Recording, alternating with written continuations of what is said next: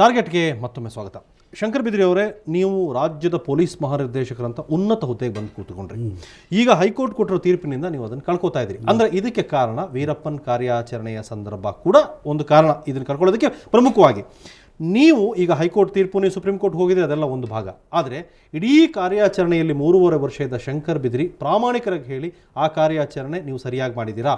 ನಿಮಗೆ ಯಾವುದೇ ರೀತಿಯ ನಿಮ್ಮ ಮನಸ್ಸಿನಲ್ಲಿ ಯಾವುದೇ ರೀತಿಯ ತುಮಲಗಳಿಲ್ಲ ಇದಕ್ಕೆ ಸಂಬಂಧಪಟ್ಟಂತೆ? ನನಗಿಂತ ಹಿರಿಯರಾದಂಥ ಅಧಿಕಾರಿಗಳು ಯಾರೂ ಹೋಗದೇ ಇರತಕ್ಕಂಥ ಒಂದು ಸಂದರ್ಭದಲ್ಲಿ 14ನೇ ತಾರೀಕು 1992 ಆಗಸ್ಟ್ ದಿನ ಹರಿಕೃಷ್ಣ ಮತ್ತು 5 ಜನರ ಕೊಲೆ ಆದಮೇಲೆ 8 ತಿಂಗಳ ಕಾಲ ಈ ಸರ್ಕಾರದಲ್ಲಿ ಯಾವುದೇ ಒಬ್ಬ ಅಧಿಕಾರಿ ಆ ಹುದ್ದೆಯನ್ನು ನಿರ್ವಹಿಸಲಿಕ್ಕೆ ಮುಂದೆ ಬರಲಿಲ್ಲ. ಹಾಗಾದ್ರೆ ಬಿದ್ರಿ ಬಿಟ್ಟು ಯಾವ ಅಧಿಕಾರಿಗಳು ಇಲ್ಲ, ಅವರೆಲ್ಲ ಯಾವ ಬಿಲದಲ್ಲಿ ಅಡಿಕೊಂಡಿದ್ರು ನೀವೇ ಕೇಳಿ. ಅವ್ರಿಗೆ ರಾಜ್ಯದಲ್ಲಿ ಒಬ್ಬ ಅಧಿಕಾರಿ ಕೂಡ ತಯಾರಿರಲಿಲ್ಲ, ಒಬ್ಬರು ತಯಾರಿರಲಿಲ್ಲ. ಹಾಗಾದ್ರೆ ಬಿದ್ರಿ ಒಬ್ಬರೇ ಬಿದ್ರಿ ಒಬ್ಬರೇ ತಯಾರಾಗಿದ್ದು. ಅವತ್ತು ನಾನು ಚಾರ್ಜ್ ತಗೊಂಡ ಮೇಲೆ ಅಲ್ಲಿ ಪ್ರತಿ ರಾಜ್ಯ ಸ್ಥಾಪನೆ ಮಾಡಿದ್ದ ವೀರಪ್ಪನ್ 200 ಜನ ಇದ್ದರು. ಅಲ್ಲಿ 132 ಜನ ನಮ್ಮವ್ರನ್ನ ಕೊಂದಿದ್ದಾನೆ. ಎಷ್ಟೋ ಮರ್ಡರ್ ಕೇಸ್ಗಳು ಅವನು ಮಾಡಿದ್ದು ವರದಿಯಾಗಿಲ್ಲ. ಅದು ಅಲ್ಲದೆ 2000 ಆನೆಗಳನ್ನು ಕೊಂದಿದ್ದಾನೆ.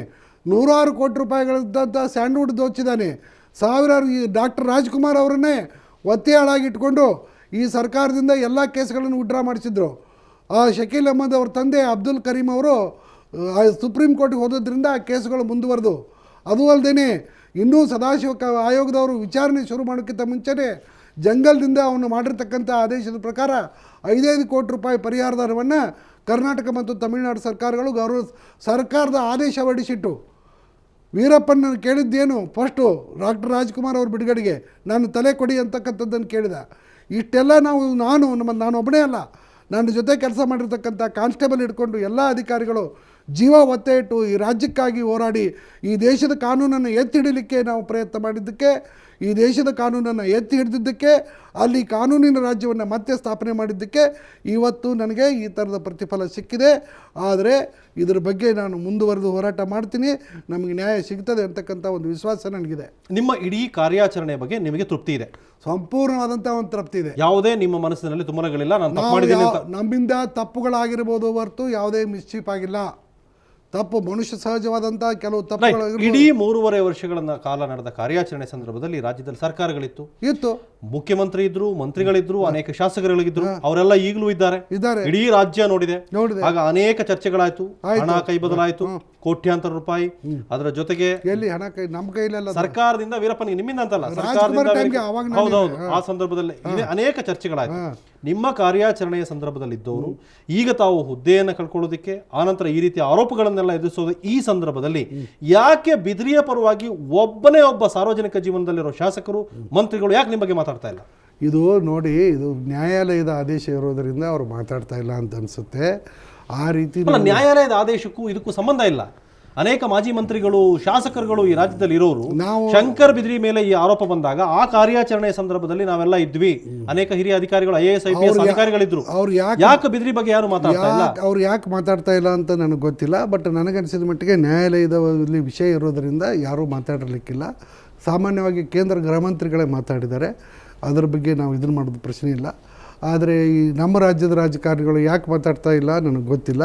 ಬಟ್ ನನಗನ್ಸಿದ ಮಟ್ಟಿಗೆ ಇದು ಕೋರ್ಟ್ ವಿಷಯ ಇರೋದ್ರಿಂದ. ತಾವು ಹೇಳೋ ಪ್ರಕಾರ ಇಡೀ ರಾಜ್ಯ ನೆನಪಿಡಬೇಕಾದ ಕಾರ್ಯಾಚರಣೆಯಲ್ಲಿ ತಾವು ಭಾಗವಹಿಸಿದ್ರಿ. ಹೌದು, ಇಡೀ ರಾಜ್ಯ ನಮ್ಮ ಋಣ ತೀರ್ಸೋಕೆ ಸಾಧ್ಯ ಇಲ್ಲ, ಆ ರೀತಿ ಕೆಲಸ ಮಾಡಿದೀವಿ ಅಂತ ತಾವು ಹೇಳ್ಕೋತೀರಿ. ಇಂಥ ಎಲ್ಲಾ ಇಂತಹ ಪ್ರಾಮಾಣಿಕ ಕೆಲಸ ಮಾಡಿರೋ ಶಂಕರ್ ಬಿದ್ರಿಯ ಮೇಲೆ ಬಂದಿರೋ ಆರೋಪಗಳಿಗೆ ಒಂದು ಪ್ರತಿಕ್ರಿಯೆ ಬರ್ತಾ ಇಲ್ಲ ಅಂದ್ರೆ ಇದರ ಹಿಂದೆ ಏನಿದೆ ಅನ್ನೋದು ನಮ್ಗೆ ಗೊತ್ತಾಗ್ಬೇಕು ತಾನೆ. ಇವತ್ತು ಬಂದಿದೆ ಅವ್ರದ್ದು, ಅದ್ರ ಬಗ್ಗೆ ಏನು ಬರ್ತದೆ ನನಗೆ ಗೊತ್ತಿಲ್ಲ. ಬಟ್ ಇಲ್ಲಿವರೆಗೆ ಕೋರ್ಟ್ ವಿಷಯ ಇರೋದ್ರಿಂದ ಯಾರೂ ಮಾತಾಡಲಿಕ್ಕಿಲ್ಲ ಅಂತ ಅನಿಸುತ್ತೆ. ನಮಗೆ ಸಾಕಷ್ಟು ಜನ ನನ್ನ ಜೊತೆ ವೈಯಕ್ತಿಕವಾಗಿ ಮಾತಾಡಿದ್ದಾರೆ. ನಾನೇ ಅವ್ರಿಗೆ ಹೇಳಿದ್ದೀನಿ, ದಯವಿಟ್ಟು ಇದಕ್ಕೆ ಚರ್ಚೆ ಬೇಡ. ಯಾಕಂದರೆ ನಾವು ನ್ಯಾಯಾಲಯಕ್ಕೆ ಗೌರವ ಕೊಡಬೇಕಾಗುತ್ತೆ, ನ್ಯಾಯಾಂಗದ ತೀರ್ಪಿಗೆ ಗೌರವ ಕೊಡಬೇಕಾಗುತ್ತೆ. ಮತ್ತು ಅದ್ರ ಬಗ್ಗೆ ನಾವು ಏನು ಹೇಳಬೇಕಾದದನ್ನು ಸುಪ್ರೀಂ ಕೋರ್ಟಲ್ಲಿ ಹೇಳಿ. ತಮ್ಮ ಈ ಪ್ರಕರಣವನ್ನು ತಾವು ಪ್ರಾಮಾಣಿಕವಾಗಿದ್ದೀರಿ, ತಮ್ಮ ಮೇಲೆ ಈ ರೀತಿ ಆರೋಪಗಳು ಬರ್ತಾ ಇದೆ ಅಂದರೆ ಇಡೀ ಪೊಲೀಸ್ ಇಲಾಖೆಗೆ ಏನು ಮೆಸೇಜ್ ಹೋಗ್ತಾ ಇದೆ ಬಿದ್ರಿ ಅವರೇ? ತಾವು ಕೂಡ ಏನನ್ನು ನೇರವಾಗಿ ಹೇಳೋದಕ್ಕೆ ತಯಾರಿಲ್ಲ. ಎಲ್ಲ ಆರೋಪಗಳನ್ನ ನಾನು ನುಂಗ್ಕೋತೀನಿ, ನಾನು ಎದುರಿಸ್ತೀನಿ, ಸಮಯ ಇಡೀ ರಾಜ್ಯದ ಪೊಲೀಸ್ ಇಲಾಖೆಗೆ ಏನು ಮೆಸೇಜ್? ಇಡೀ ರಾಜ್ಯದ ಪೊಲೀಸಿನ ತೇಜೋವಧೆ ಮಾಡತಕ್ಕಂಥ ಹೇಳಿಕೆಯನ್ನು ಮುತ್ತುಲಕ್ಷ್ಮಿ ಇವತ್ತು ಕೊಟ್ಟಿದ್ದರಿಂದ ನಾನು ರಜೆ ಮೇಲಿದ್ದರೂ ಸಹಿತ ಬಂದು ಕ್ಲಾರಿಫಿಕೇಶನ್ ಕೊಡ್ತಾ ಇದ್ದೀನಿ. ನನಗೆ ನನ್ನ ಪೊಲೀಸ್ ಪಡೆ ಬಗ್ಗೆ ಅಪಾರವಾದಂಥ ಪ್ರೀತಿ ಇದೆ, ಗೌರವ ಇದೆ. ನನ್ನ ಜೊತೆ ಭುಜಕ್ಕೆ ಕೊಟ್ಟು ಈ ಪೊಲೀಸರು ಕೆಲಸ ಮಾಡಿದ್ದಾರೆ.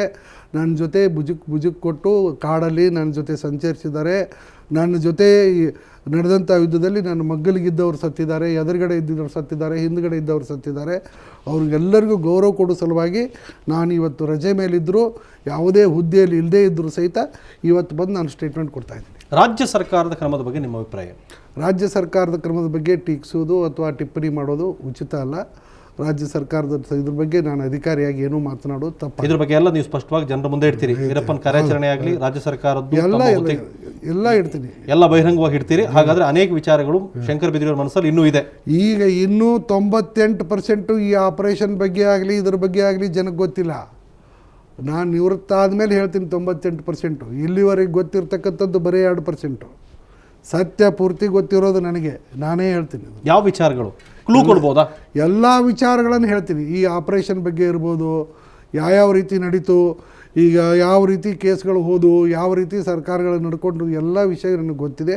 ಬಟ್ ಯಾವ ಟೈಮ್ನಲ್ಲಿ ಯಾವ ರೀತಿ ಹೇಳಬೇಕು ಆ ರೀತಿ ಹೇಳ್ತೀನಿ. ಸೊ ಶಂಕರ್ ಬಿದ್ರಿಯವರು ಈಗ ತಕ್ಷಣಕ್ಕೆ ಇನ್ನೂ ಕೂಡ ಸರ್ಕಾರಿ ನೌಕರರಾಗಿರೋದ್ರಿಂದ ನಾನು ನೌಕರರ ಒಂದು ಎಲ್ಲೆಯನ್ನು ಮೀರಿ ಹೋಗ್ಲಿಕ್ಕೆ ತಯಾರಿಲ್ಲ. ಇವತ್ತು ನಮ್ಮ ವೈಯಕ್ತಿಕವಾಗಿ ನನಗೆ ಮತ್ತು ವೈಯಕ್ತಿಕವಾಗಿ ನನ್ನ ಜೊತೆ ಪ್ರಾಣತ್ಯಾಗ ಮಾಡಿದಂಥ ಪೊಲೀಸರಿಗೆ, ಕರ್ನಾಟಕ ರಾಜ್ಯ ಪೊಲೀಸ್ ಪಡೆಗೆ ತೇಜೋವಧೆ ಮಾಡ್ತಕ್ಕಂಥ ಹೇಳಿಕೆಯನ್ನು ಅವಳು ಇವತ್ತು ಕೊಟ್ಟದ್ರಿಂದ ಇವತ್ತು ನಾನು ಮುಂದೆ ಬಂದು ಈ ರೀತಿ ಮತ್ತೆ ರಾಜ್ಯ ಪೊಲೀಸ್ ಮಹಾನಿರ್ದೇಶಕ ಹುದ್ದೆಯನ್ನು ಅಲಂಕರಿಸ್ತೀವಿ ಅನ್ನುವ ಆತ್ಮಾಭಿಮಾನ ಇದೆ ನಿಮಗೆ? ಆ ವಿಶ್ವಾಸ ಇದೆ. ಮತ್ತೆ ನಾವು ಆ ಹುದ್ದೆ ಅಲಂಕರಿಸ್ತೀನಿ, ವಿಶ್ವಾಸ ಇದೆ. ನ್ಯಾಯ, ಈ ದೇಶದಲ್ಲಿ ನ್ಯಾಯ ಇದ್ದರೆ ಅದಾಗುತ್ತೆ. ಶಂಕರ್ ಬಿದ್ರಿಯವರಿಗೆ ಮತ್ತೆ ಸಿಗುತ್ತದು. ಈ ದೇಶದಲ್ಲಿ ನ್ಯಾಯ ಇದ್ದರೆ ಆಗುತ್ತೆ, ಇಲ್ಲ ಅಂದರೆ ಸಿಕ್ಕಲ್ಲ. ರೈಟ್. ಥ್ಯಾಂಕ್ ಯು ಶಂಕರ್ ಬಿದ್ರಿಯವರು. ಅನೇಕ ವಿಚಾರನ ಸೀಮಿತ ಅವಧಿಯಲ್ಲಿ ಹಂಚಿಕೊಂಡ್ರಿ. ಧನ್ಯವಾದ. Thank you. ಇದಿಷ್ಟು ಇವತ್ತಿನ ಟಾರ್ಗೆಟ್. ಮುಂದಿನ ವಾರ ಮತ್ತೊಬ್ಬ ಅತಿಥಿಯೊಂದಿಗೆ ಭೇಟಿಯಾಗ್ತೀನಿ. ಕ್ಷಣ ಕ್ಷಣದ ಸುದ್ದಿಗಾಗಿ ನೋಡ್ತಾ ಇರಿ ಸುವರ್ಣ ನ್ಯೂಸ್ 24/7.